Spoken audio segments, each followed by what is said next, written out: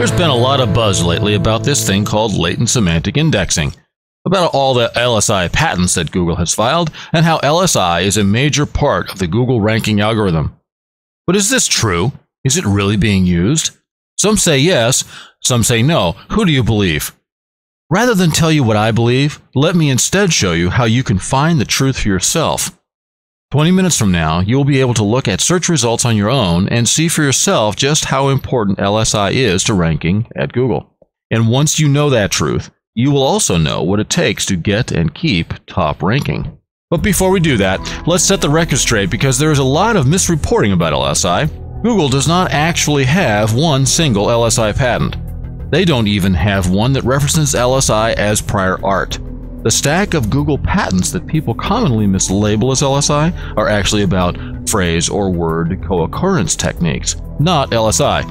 And notice that they were all filed in 1 year and by a single researcher. 2006, it seems, was the year of LSI at Google and has not been heard of since. Even the pay-per-click engine that is used for AdWords and AdSense uses a proprietary technique that is also not LSI. No company that Google owns, nor any patent that Google has filed is based on LSI, period. The record is completely open and clear on this, so you can go verify this for yourself using, ironically, Google. But even without a patent, Google might still be using LSI, right? Well, sure, they could be, so let's look at why they might want to. The first clue to what LSI does is the name itself. Semantics is the study of the meaning of words. This is the same way humans view words. We see not just the spelling of a word, but its many meanings as well. So we know that car and automobile, for example, while very different words, both name very similar ideas. They have the same semantics. Historically, search engines have been limited to just the words themselves because the meaning is far too difficult and expensive for them to compute. That's where the latent in latent semantic indexing comes in. LSI relies on the idea that the meaning of words is latent in the way they are used, how often they are used, and in what combinations. So LSI will find that wing relates strongly to airplane, somewhat less so to building, lesser still so to house, and not at all to mouse. By using a really large group of documents, every common meaning and usage of every single word is captured by reference to every other word. It is this measure of mutual interaction between words that gives LSI its real power. Since LSI is essentially working then at the level of meaning rather than directly with the words themselves, it automatically handles a bunch of language problems that are hard to get right any other way. As humans, we take these oddities of language for granted, but it's really hard work for computers. The simplest example is the singular versus plural form of a word, as in dog versus dogs, dress versus dresses, reply and replies, and octopus versus octopi. The possessive forms of words are somewhat worse still, but all that is simple compared to changes in tense, such as grow, growing, grown, and grew. This is pure chaos, and despite being an active area of artificial intelligence research for 30 years, there are still no good algorithms for handling this mess. LSI, in its own way, handles all of these cases without getting confused by words that only appear to have endings. For example, grower is related to grow, but the word burg, as in a town, and burger, like the food item, are not related, even though burger does look like it might be a person who burgs. But by far the pièce de résistance for LSI is capturing the relationship between synonyms. The word pairs student and pupil and buy and purchase are but two examples out of hundreds of word pairs that mean nearly the same thing. There are thousands more that mean almost the same thing to varying degrees. LSI is the only formal theoretical approach known that handles all of these cases in a meaningful way. Let's take a look at how it does it. The way LSI gets computed involves lots of big ugly matrix math, but the idea itself really is not that hard. First, we have a bunch of documents. These are the pages we want to index and later find using a search engine. So this would be about 50 billion pages in Google's case. Next, we create a list of every single word that is found anywhere on any one or more of those pages. Third, we take these two lists, one of pages and one of words, and combine them into a matrix or a table. where each column is one of our pages and each row is one of the words we found. Each cell in this matrix is an intersection of a page and a word, and contains the number of times that word was found in that page. Now, at this point, we have to weight each of these cells by a thing called term frequency inverse document frequency, or the common words like a, and, the, etc. will prevent LSI from finding the less common words that give a page its real meaning. That's step 4. We're still not done yet because this matrix is just way too big to do anything with. So our 5th and final step is to use an algorithm named singular value decomposition to create a matrix that is only about 300 rows. But wait a minute. Remember that the rows represent the words in their pages, right? So if we only keep 300 rows, what happens to the rest of the words? That's a good question. This is where LSI claims to do magic.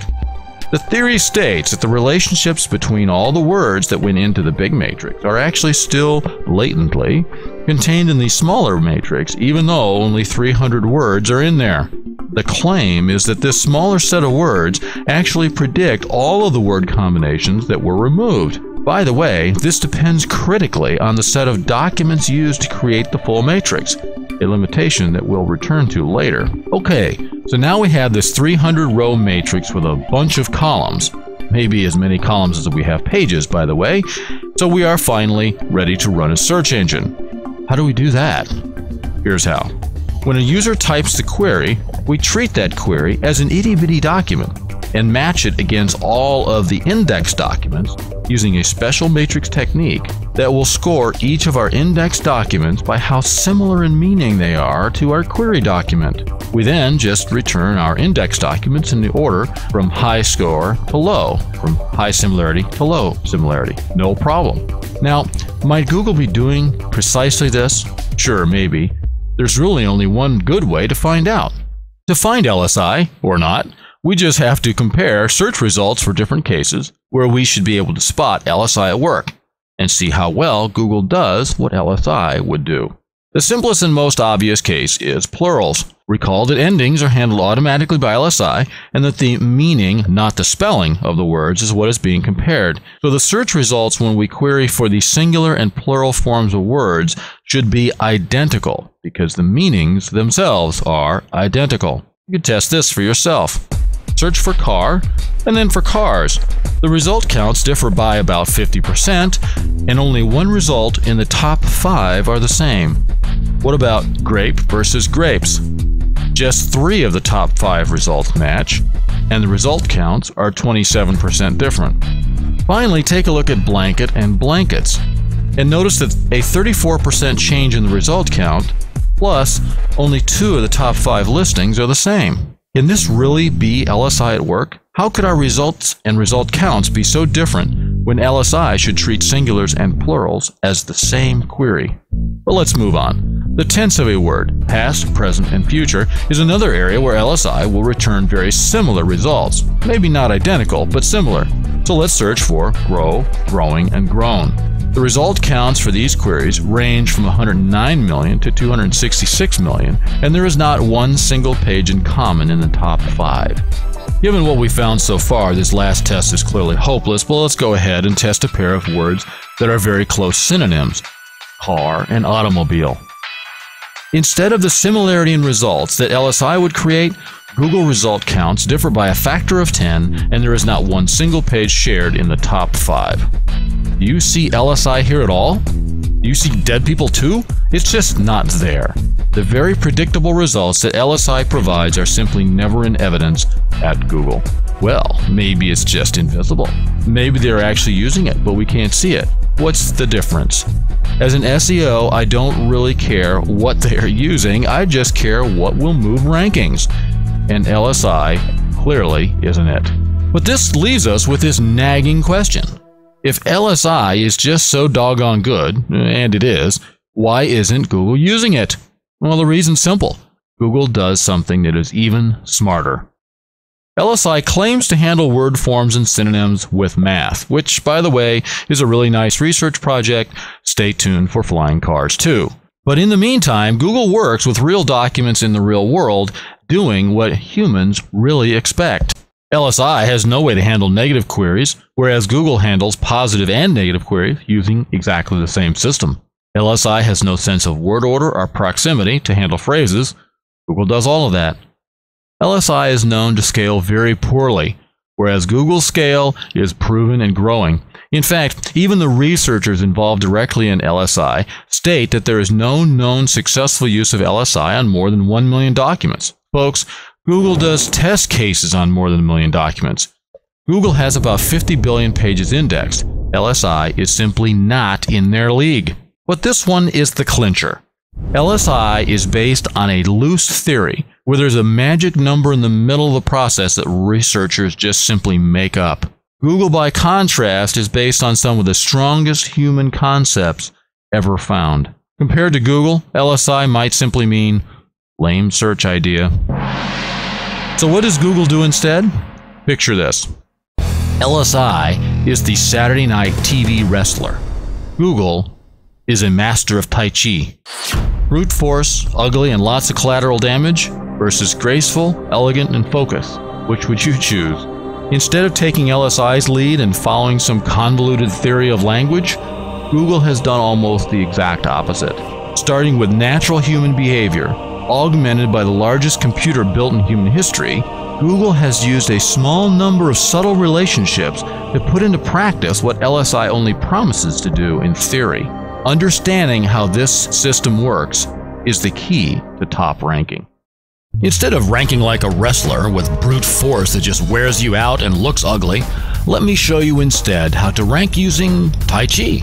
It's a process I call referential integrity. Like Tai Chi, referential integrity works with the system, not against it, to create rapid and consistent rankings for both long-tail terms and high-competition placements too, that look natural to both search engines and the humans that use them.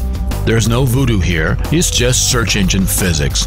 And unlike the black hat stuff you see some SEOs teach, this is one technique that Google wishes everyone would use. But will it work for you? I'll show you how to find out. In the same way that I just showed you that LSI does not work, hey, fair's fair, I'll show you that referential integrity absolutely does, no matter what sort of website you have. So let's get started. First, you'll need to...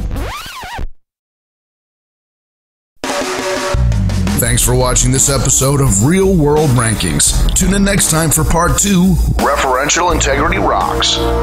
You won't want to miss Leslie Rohde say, these are the simple but powerful rules that make referential integrity work for you. Plus a whole lot more. For StomperNet and Leslie Rohde, this is Andy Jenkins.